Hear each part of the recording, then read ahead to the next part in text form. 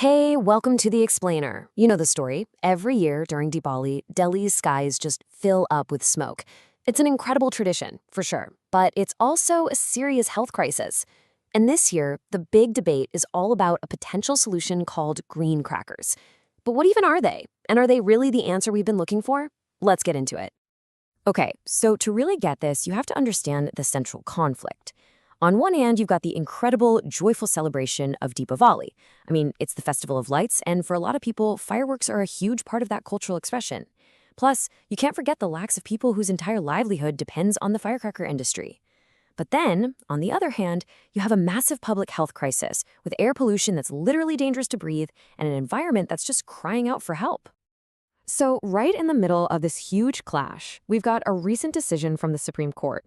And what they're trying to do here is, well, they're trying to walk a very, very fine line to find some kind of middle ground between these two really powerful opposing forces. So what gives? Why the change? Well, let's just look at the timeline for a second. If you go back to 2018, the court had basically sanctioned a near total ban on firecrackers in Delhi. But now that position has shifted. It's been modified to allow for these so-called green crackers. And that, right there, is a pretty significant change in direction. The court's whole reasoning for this pivot really comes down to acknowledging two very powerful realities. First, you just can't deny that fireworks are deeply, deeply woven into the cultural fabric of the festival. And second, there's the massive economic side of it. The firecracker industry supports a huge number of people. That's not something you can just ignore. And this, of course, brings us to the million-dollar question. The one you're probably thinking right now. What's the deal with these green crackers anyway? What actually makes them different from the regular ones? All right, let's dig into the science behind this compromise. And the key word, the one you really need to pay attention to, is less. They are less noxious, which means they're less harmful. Understanding the tech that makes them less harmful and its limits is absolutely crucial to this whole conversation. So, to put it simply, green crackers aren't magic. There's no magic wand here. They are a scientifically engineered alternative. They've been developed and formulated specifically to cut down on the amount of nasty emissions and particulate matter that traditional fireworks just spew into the air. Now, this slide right here gives us the number that really matters. Scientists figure that green crackers are about 2/3, that's roughly 66%, less polluting. Now, that is a huge reduction, no doubt.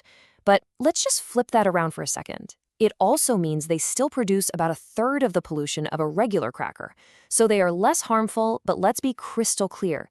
They are not harmless. And this quote from The Hindu, man, it just hits the nail on the head. It gets right to the heart of the problem. That word green can be a little bit misleading, can it? Less polluting absolutely does not mean non-polluting. They still release pollutants into the air, period.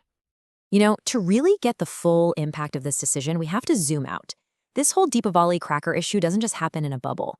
It's one really intense event that gets layered right on top of Delhi's much bigger, year-round, chronic air quality crisis.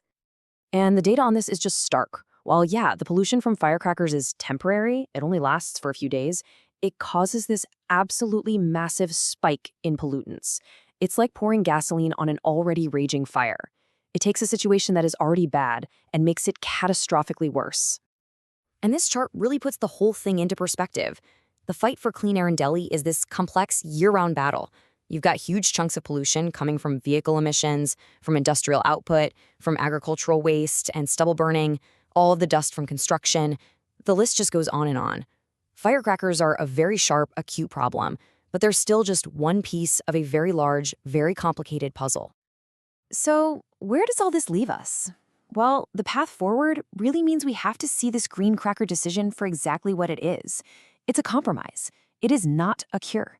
Think of it more like a Band-Aid, not a long-term solution. What this policy really boils down to is a pragmatic attempt to manage a temporary surge in pollution, not eliminate it.